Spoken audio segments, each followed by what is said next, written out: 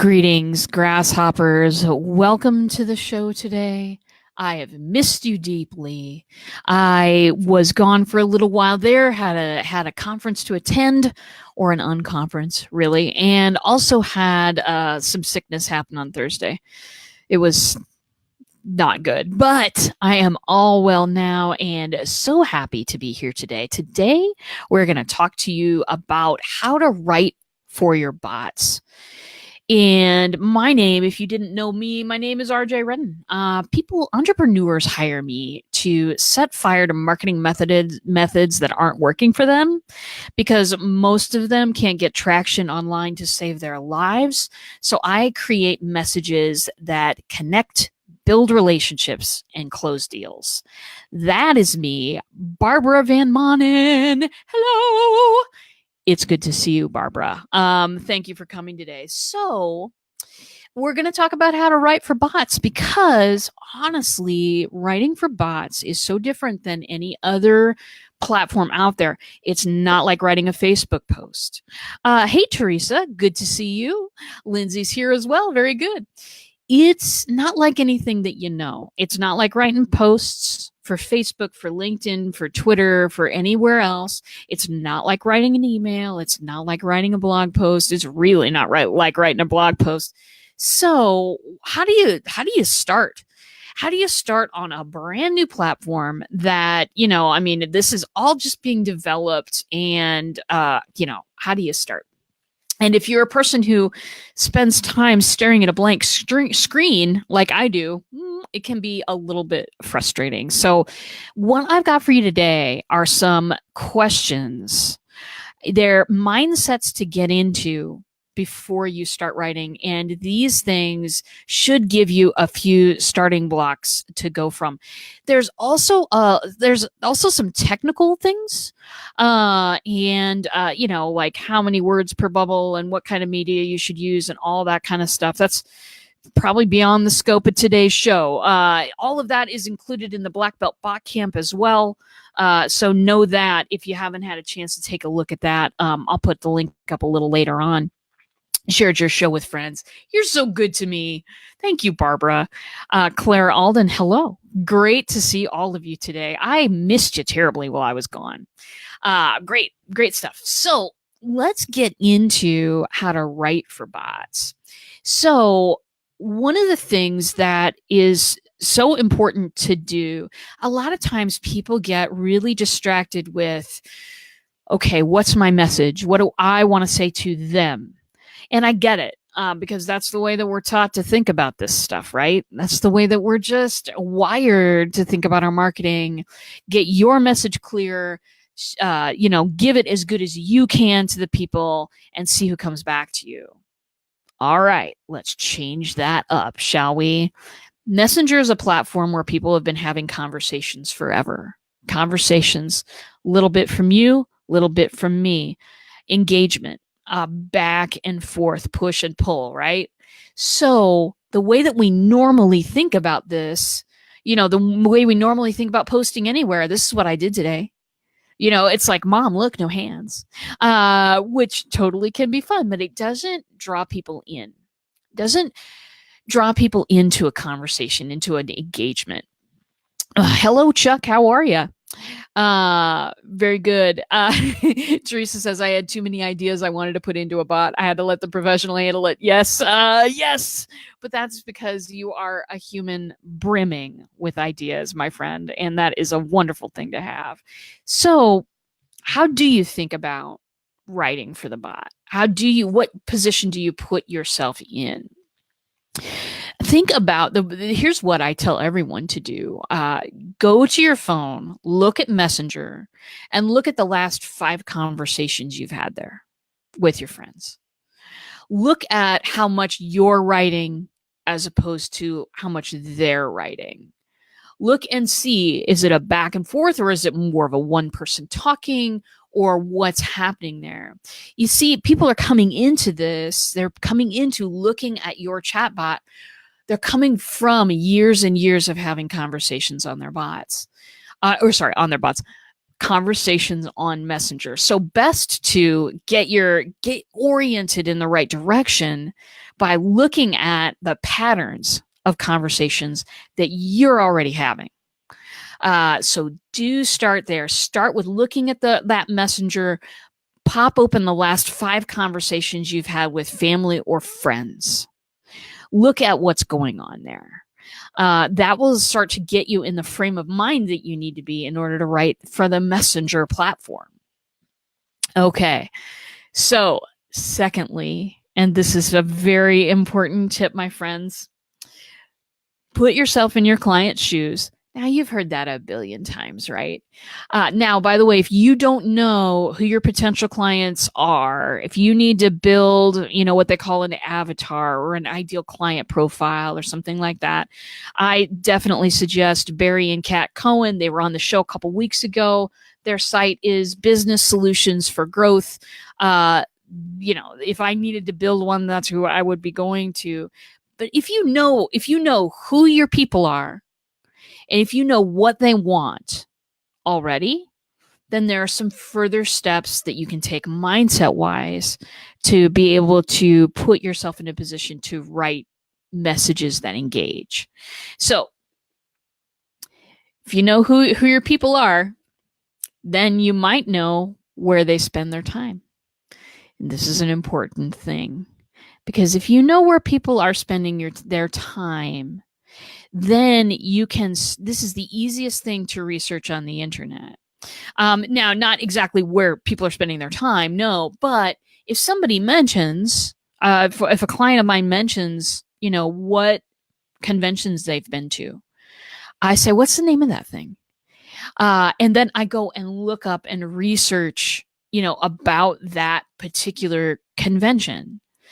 If somebody says that they are a member of a Facebook group, I say, what's that Facebook group? And I go in there if I can, sometimes they're closed groups or whatever, but go in there and look at the language people are using. Look at how they're talking about certain problems. This will give you some indicators as to, this is a real popular phrase. People who are attending this convention, people who are in this Facebook group, people who are going to this meetup, they all are using these type of verbs, these type of phrases, these type of things.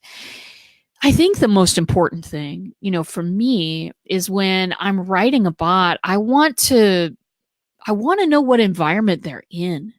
I want to know what thoughts are already circulating. I want to step into those shoes as fully as I can, because then I can write from a place of, knowing what's going to be familiar to people and not just kind of generating something that might sound a little boilerplate, a little copy and paste, you know what I mean? A little bland and generic. I don't want to go there. Because here's the thing, bland and generic in most marketing copy isn't great, but it doesn't shove people away. Bland and generic in a messenger bot, that's asking, begging for an unsubscribe. It is. So being as specific as you can. And, of course, when you're writing a bot, you're writing certain sequences for certain people, but generally that welcome sequence, that's going to be for everybody who walks in the door. It's impossible to guess, where all those people have come from, what educational level of all those people, knowledge level of you and your product for all those people. You can write for the 80%. You can kind of guess at some of those things and write for most of the people, and then have options, have buttons, have paths for the other people, the rest of the 20% who don't fit the normal profile. That's important to know. In a bot, you want to catch as many folks as you possibly can, because those are the people that you are engaging. Those are the people you're talking to. That's what we spend our time doing. So I think about where they spend their time, And then I go to those websites, I go to those Facebook groups, those meetups. Most all that stuff's online.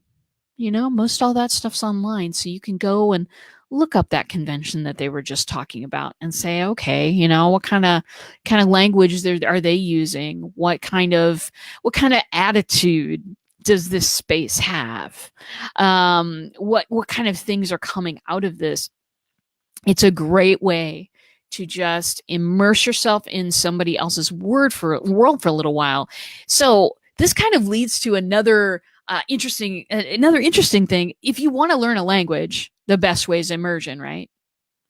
If you want to learn a foreign language, and I've done this, I've traveled to foreign countries and not known what the heck to speak besides the 10 phrases that they teach you. And I have immersed myself in other cultures, in other languages, to figure out how to be a better communicator, basically. And what I learned is what I'm passing on to you right now about the bots is that when you're writing for these bots, immerse yourself in someone else's world. Look at the things that they're look at, read the things that they read. This is all, it's all public information, most of it, or whatever, unless, folks are in secret groups or whatever, which you can't get into, which is fine anyway. But you can get a sense of where people spend their time in your conversations with them.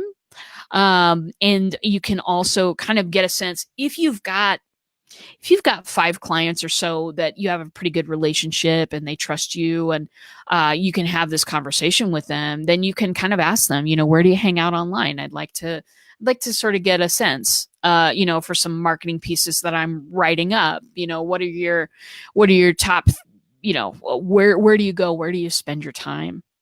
And then immerse yourself in that language. Angel's here. Hey, how are you? Great to see you. Yeah, I know. Being busy is great. Being busy is great, my friend. That means something good's happening for you, and that is awesome stuff. So, figure out where they spend their time. Here's another one, and this one is great. Where are they when they're likely to read your messages? Where are they? Are they at home relaxing? Are they at a special event? A lot of the events or bots that are right for people are speaker bots, where if you're speaking somewhere, whether that's at, your local, let me see if I can pull a name, maybe you're speaking at your local Shriners Club, or maybe you're speaking at your local ladies knitting circle, or if you're speaking from $1 million stage. It does not matter. Speaker bots help tremendously in getting getting connection with brand new people. And so I write a lot of these bots where someone will say from the stage, like I have done in the past, hey, if you want to learn more about what I'm talking about, or if you want to do an exercise specifically, that is geared to what we're talking about right now, go to blah, blah, blah.com. And, my chatbot will take you through a process or whatever. That kind of stuff is really great. So when I'm writing those welcome sequences, I'm writing them knowing the exact event that they're at. I have read the website. I know what the goals of the event are. I know how to write that chatbot so that it acknowledges the surroundings and it acknowledges why people came and what they're going for. And I can write a sequence that enhances then their reason for being there or helps them achieve whatever their goal for attending that event is. That's powerful stuff, my friends. Anyway, that, if they're going to be reading your chatbot specific sequence at a specific place, at an event, help them achieve their goals at the event. Do this thing. I swear to you, this stuff works. Hey, good to see you. How are you? Lynn, I just have missed you deeply, and I'm so glad that you're here right now. Rogue, hey, what you doing? So where are they likely to be when they read your messages? Maybe they're going to be at home relaxing. Maybe they were surfing Facebook and ran into you. Maybe they'll be working. These are things to take into consideration. Where are they likely to be, and what frame of mind are people likely to be in when they are reading your stuff for the first time? Maybe they were hunting down a solution to a problem and ran into your bot. And that is something that, I find a lot. People are trying to solve a problem. That's how they ran into your business. That's how they ran into your chatbot. So can you gear a welcome sequence toward, giving them that solution as quickly as you can give it to them, or part of a solution, or even better, my friends, get them started on a path to solving it? Here it is. I'd rather be 3 seconds from hell heading out than 3 weeks from hell heading in. It's all about direction and momentum. And no matter what their personal problems, struggles, or whatever it has been, whatever hell they're coming out of, if you can provide a little step ladder so that they can start climbing out, even just take one step, they're going to start to feel better. They're going to start to feel better. So if your bot solves a problem, then start helping them solve that problem right away. Denise is here, so it's going to be a great day. Yes, I'm paying attention, and I can't help but say, love your hair. Thank you. My sister is a professional, and she has been gracing my head with these colors for many years. So anyway, very good. Good to see you, Denise. Okay, so what frame of mind are people in when they are reading your bots? If they're trying to solve a problem, baby, hand them a solution. That'll be good stuff. Are they trying to learn something? That's a different language too. That's a different frame of mind altogether if they are trying to learn something. Now, and if you offer your bot as a mini course somewhere, of course they're wanting to learn something. So using the language of education, also know this: people's bandwidth is very small nowadays. They no longer have this much room to hold information. They maybe have this much room to hold information, especially if it's new, and especially if it's something that they've never really grasped before.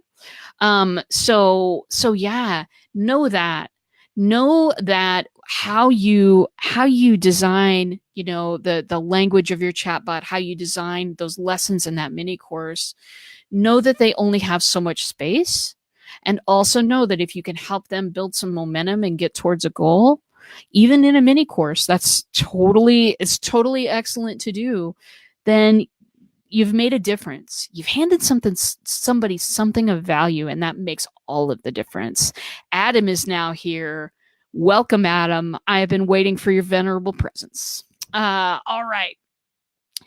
Or here's another frame of mind that people might be in when they are first reading a welcome sequence in your chatbot. By the way, I have a ton of welcome sequences in my chatbot. I didn't just write one. Well, I did at first, and then I realized that there are an awful lot of situations where people might see my stuff, and I want to cover all of them. And of course, I'm a geek, so I'm going to build all that stuff out, right? But here's another frame of mind that people are often in when they come upon a chatbot. Are they relaxing and just want a little entertainment? Do they want something that maybe will light up their day? Do they want something with a little bit of gamification elements in there? If that's a frame of mind that people are in when they first happen upon your chatbot, then the tone of that changes. The language that you're going to offer forth for them, that stuff changes too. And you want to be able to offer them the kind of experience that they're looking for. So the bot queen dishing out gold nuggets. It. Very good. Good to, you are not late, Adam. Very good. So after all of that, and there's been a lot now we've talked about in the last 20 minutes here of putting yourself in their shoes, and looking at, what the environment is. Where are they at right now?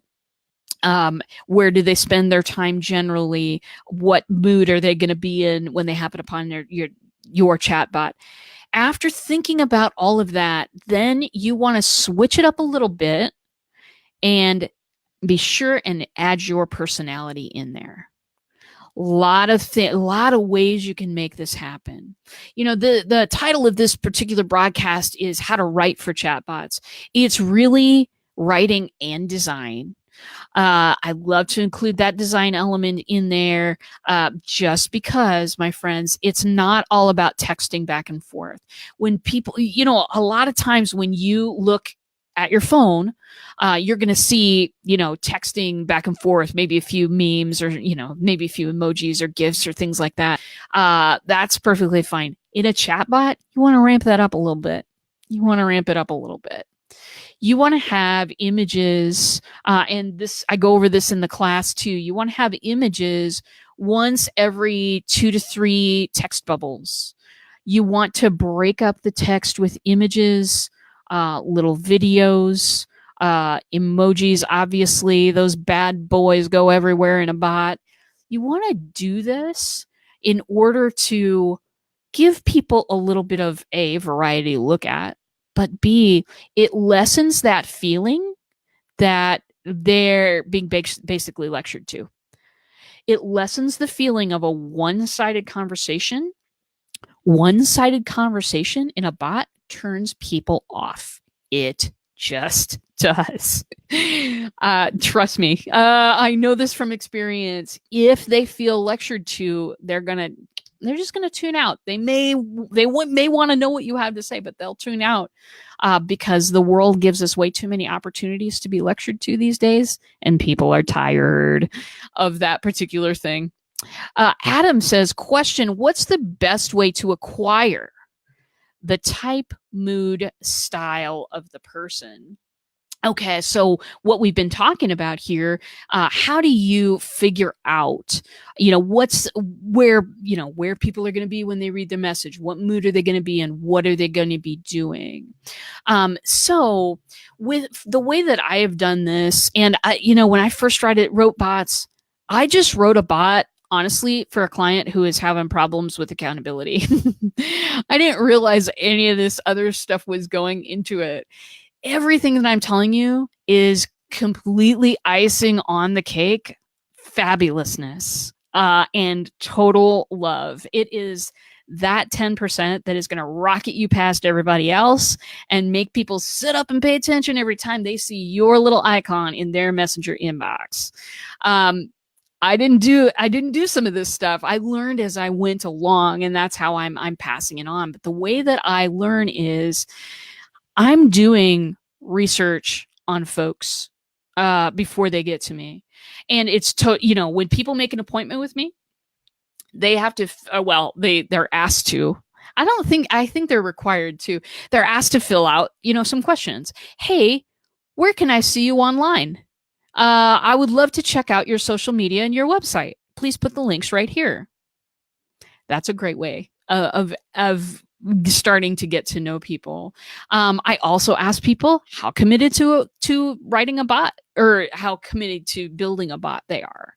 And people give me, any one of 1 to 4 answers. And there's where the research kind of starts, Adam, is really with the social media profiles and the website. If I read your website, then, because I work mostly with entrepreneurs, if I read your website, I start to get an idea of the kinds of problems that you solve. I start to look at what, if you're having speaking events, if you're going and speaking at things, then I can look at your website and then go look up the names of those conferences and see what's going on there. It really starts with information that folks are putting out about themselves, and then that I can go look at what they've got going on, assess where they are in the cycle, because I've already also asked, how committed are you? And then, when I go into like the 30-minute meeting, I know where they're at. And I can help them get to the next level wherever it is. So that's kind of where it starts. But then, after the 30-minute meeting or whatever, I sort of add that research to kind of the general pile of these are the people that I serve. These are the things that they want. it's not like I got one picture of the type of people that I serve and I'm working off of that one static profile. That stuff's being added to all the time. It's dynamic. It could change tomorrow.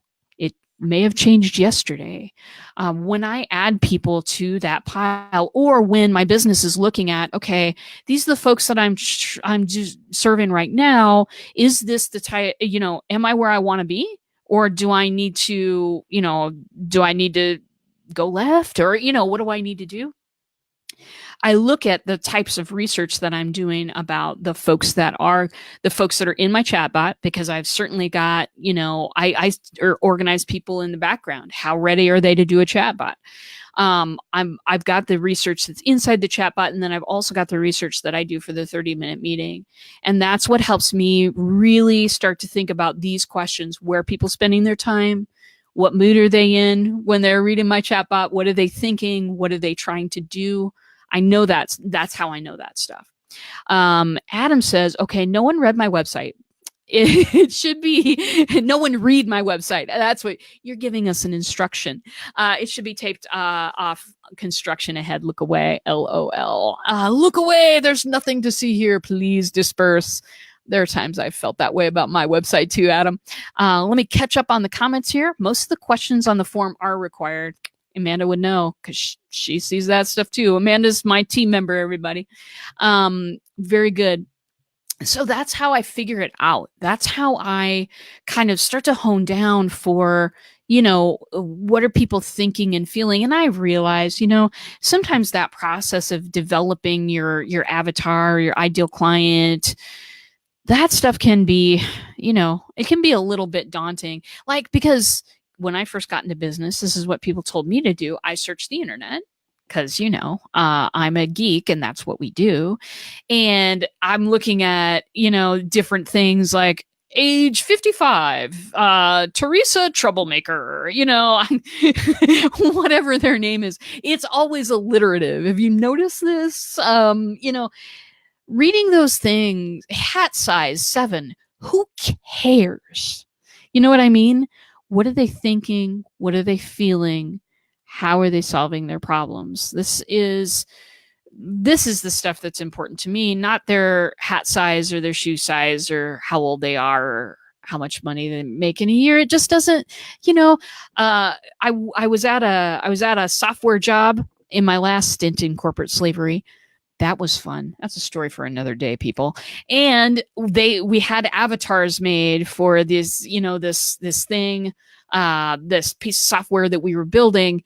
And it absolutely made no sense to me. But when you start to put it in terms of what are they thinking? Where are they hanging out? What language are they using to describe things?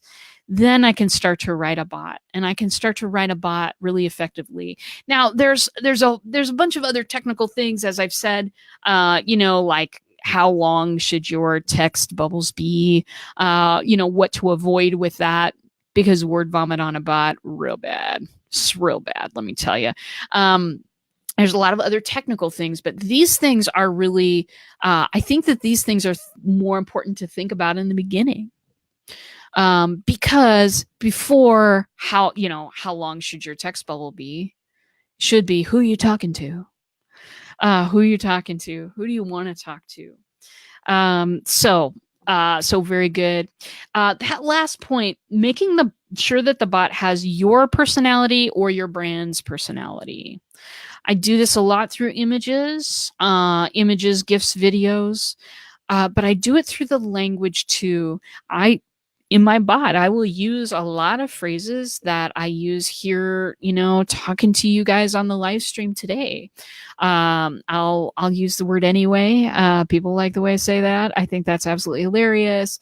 I will use, just common phrases, common stuff that I say, because I want people to feel comfortable, that I understand where they're coming from, but I also want to show them enough of my personality that they can go, I like that person. I'd love to learn more from her. Or that person kind of turns me off. I'm going to go ahead and unsubscribe right now.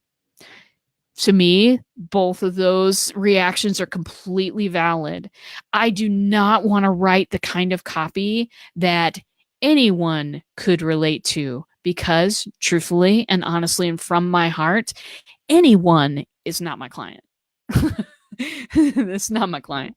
If you don't agree with my what I value about messenger bots, if you don't like my personality, if you don't like the fact that I have green and purple hair and Yoda behind me and a lava lamp going in the background, probably me and you aren't going to gel. And I'm not after every client I could get. I'm done with those types of days. When I was after every single client that I could possibly get, pepper spraying the universe for, how many people can I bring back to me, and then trying to work all those jobs. And then you get to a point where there are clients that you have to fire because it's not a good relationship. They feel like they're not getting something, or you're not delivering or whatever, because you don't gel. Now that I have messenger bots, I can pick and choose from the folks, and they do a great job self-selecting out as to what they want and need too. I no longer have to have those tough relationships with people where a lot of miscommunications going on, because these people are already tuned in. They already are tuned into what I have to say. So it really, if you can write a bot correctly, that is a golden talent. That is absolutely something that will serve you for years to come. Adam, yes, work with people who like the cape. Absolutely. It's right behind me in this bag right here. Don't know why I'm not wearing it. Angel says very true statements here. Thank you, Angel. Pepper spray. Love the imagery. Yeah, isn't pepper spray mace? I don't know if I meant to say that, but yeah, let's see. That is, I'm catching up on the comments here. Instead of a text bubble, use a video. Maybe that will be better for a specific person. I'll tell you, Adam, the really great thing about video is that people bond with it. People don't bond with text. Darlings, think about this. If people bonded with text, then your Facebook page reach would be astronomical, right? How much text do we put on those bad boys? People would be completely addicted to your blog and your website. And maybe some people are, because you are that good, and you're my audience, so obviously you're that good. But think of how much text we see in a day and dismiss or don't even read. Video, babies. Video. We bond with video, and we bond with images in a way that we never will with text, because text can be read in so many wrong ways. If you have ever had an argument with somebody that you care for, or have parted ways with somebody because of text messages, you know exactly what I'm talking about. Stuff can be read wrong. But if you're doing a video, there's no chance that they're getting your message wrong, unless you're just saying a whole bunch of things that are, like really jargony or something like that people are having trouble understanding. You have to work to screw a video up. You do. So video, I highly encourage everybody. I highly encourage the use of video, because it just lets people get to know your personality like that. And they know whether they want to continue or not. So yes, my friends, do you have questions about how to write your bot?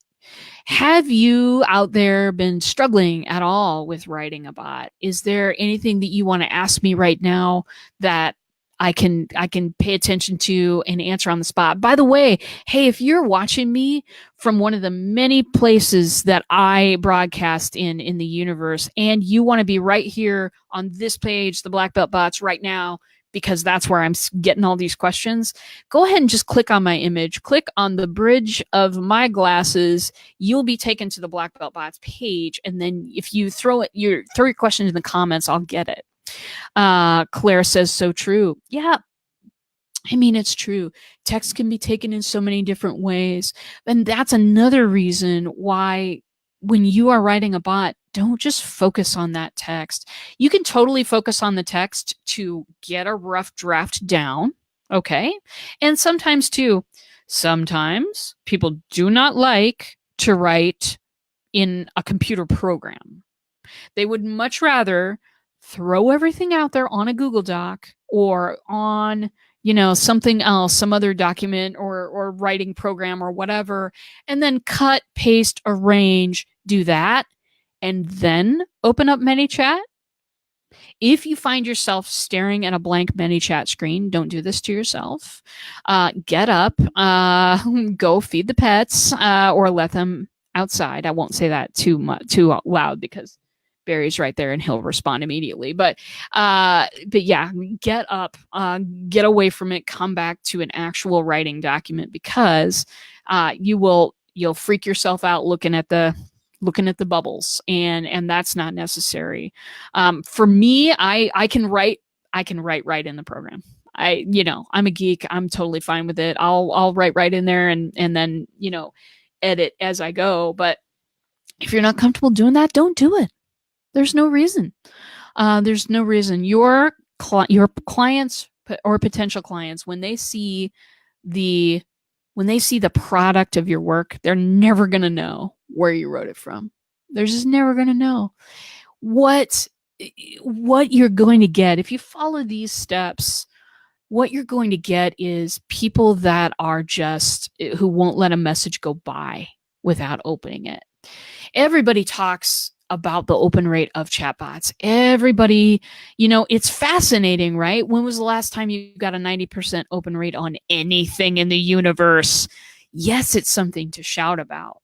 However, that there's going to be a lot of bots building out there. That's going to be true. And people, as they become more exposed to this, that 90% rate is going to come down over time. What you do now, especially if you're writing something right now, what you do now matters so much because we're still in a phase where folks are experimenting, and it's okay to experiment and try your own thing and see if that works or see if this kind of messaging works. Great stuff, right? We're in that period where it is so safe to experiment. And then, as the open rates come down and the click-through rates come down, which they will, it's just the way that things are, your stuff's going to stand out. Your stuff's going to stand out if you follow these rules. Denise says, thanks for the great info, RJ. Got to run. See you soon. I hope so. That would be awesome.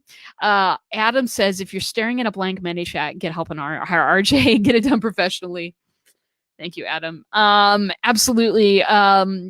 Or if you just want to learn, I've got my bot camp available. I will show it right up there. Go there. See what I got available for you. I've got a whole thing on writing and design for bots that not only talks about what we talked about today, but it also talks about all of the technical things to keep in mind. And there's also, if I'm not mistaken, the chatbot cheat sheet that you can download and keep by your computer when you're writing. I wrote that because I needed it anyway. So there's also, there's that stuff out there available. If you just want to do it by yourself, if you want to do it DIY in your pajamas, I won't judge. If you want me to do it for you, get on my calendar and we'll talk about it. But yeah, those are the things that will keep you head and shoulders above the rest of the folks.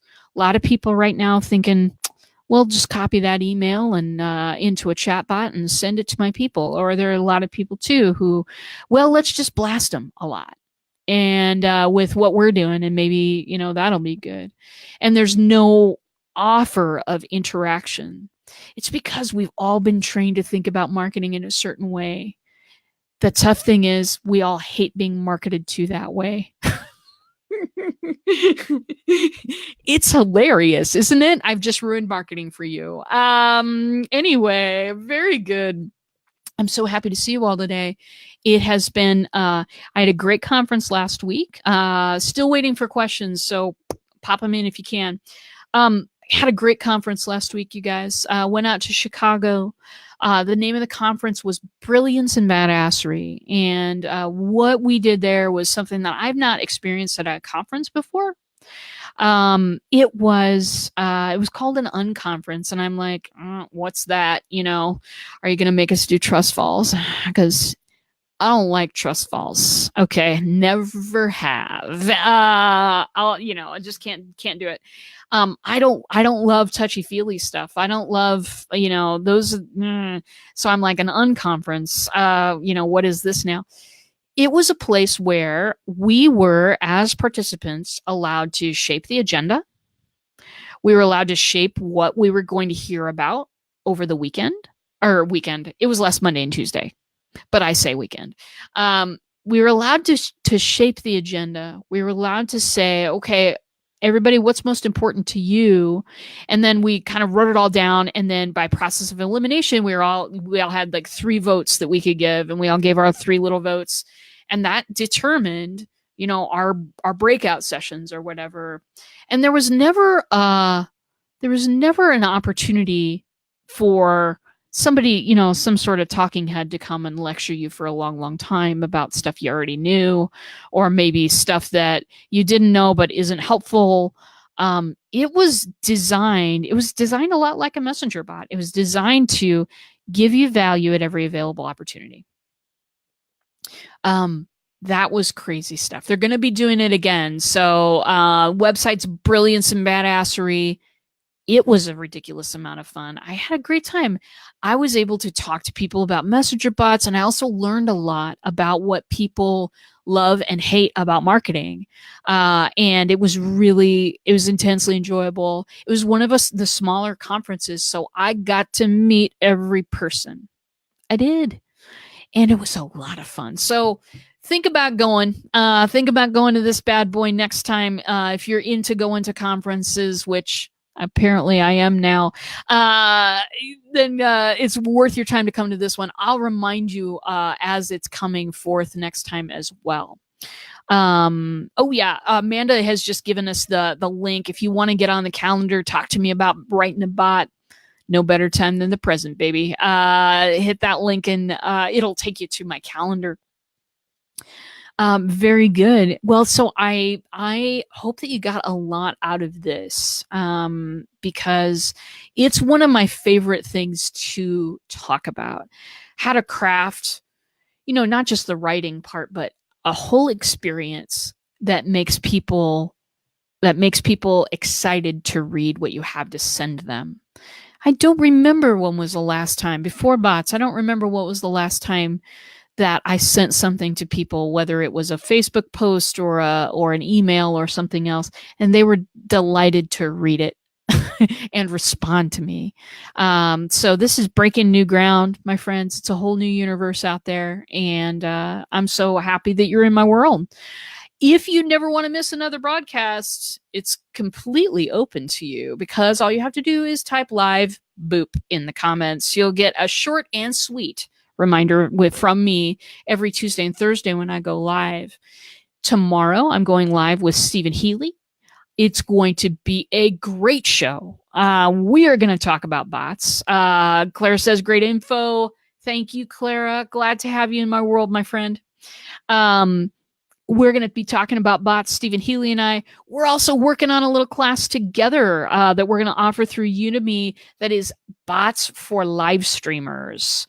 So we're going to go over specifically some stuff that's super important to live streamers, and we've got templates in there and everything else. So that's going to be a blast. We may talk about that on the show tomorrow, but we'll certainly talk about some messenger bots. You know we will. And then I'm going to be back on Thursday, 1 o'clock Central Time, same time as usual. We're going to talk about bots again, and I think I even might have a topic for next time. Please hold. I know that I do. Let me see. Yes. So I am going to talk about why you want to build a bot before the new year. There are some really good reasons to take some time and get something ready for that first of year push, because I think that it's going to be pretty crazy this year. And yeah, so I'm going to talk about that on Thursday. I hope that you all have a wonderful day. I'm glad you made it here today too, Adam. My life is now complete. And Angel, so glad that you're here as well. So now we know what the topic is going to be Thursday. I'll see you all then. And that's it for today. So I will see you in a bit.